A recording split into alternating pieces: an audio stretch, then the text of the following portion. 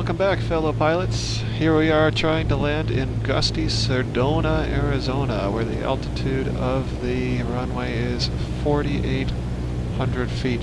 Got a lot to tell you today. I want to talk about trim, I want to talk about leaning, and I want to talk about crosswind landing. So first things first, let's talk about trim. On a gusty day like today, using the trim is really important. And so if you find yourself fighting the plane, you want to trim off those pressures. For example, if you find the plane is too nose down, no problem, just give it a couple wheels up of trim. I personally have found that the sim is way too sensitive. So here's how I turned it down. I had to go to controls, and I had to set my trim sensitivity here, and I had to turn it down to about 70%. Let me show you. So I changed the, for me it's the joystick L axis, and I had to turn it down 77%. So now that's my trim axis, and it was just so sensitive before it was unusable. So hopefully that will help you. Back to the sim. Done. Alright, and now in real life on a gusty day like today, it's wise to carry a little bit of extra airspeed down to the runway, because that's going to help you manage those buffets, keep you well above stall speed. So here I am trimmed for level flight. I'm able to take my hand off the throttle, off the stick, so the plane is flying itself basically.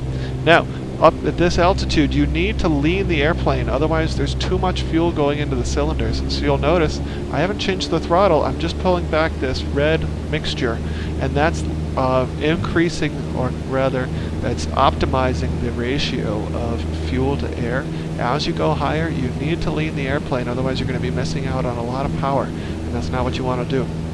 So here I come, I'm getting rocked. The wind is 240 at 20. I'm about 800 feet. I'm going to start my left base turn, and I'm going to try to make this the smoothest landing possible.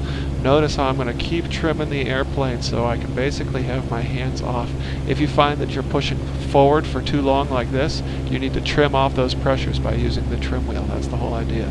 You can also use the trim wheel to help set an airspeed so that you can basically set the airplane for the optimum balance almost, as it will try to maintain an equilibrium. So I'm going to trim for about 75 knots, which is a little higher than I would normally in this airplane, but the idea is that I've got so many gusts, I need to have that extra airspeed to give me extra control, extra aerodynamic forces flowing over those controls.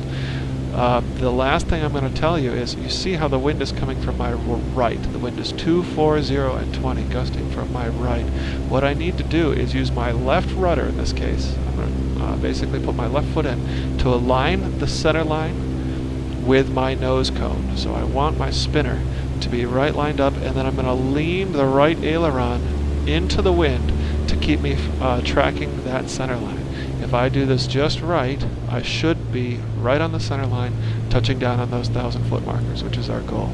Alright, I'm going to put just a little bit of flaps in here. I'm in the white arc, so I can do that. This should give me the control that I need.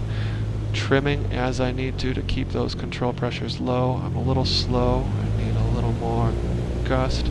Here comes a little bit of left foot, a little bit of right aileron to hopefully guide me right in here. Add the power as I need to, pulling out the power, try to set it down gently. Not exactly gently, but we're down. Okay, get on those brakes.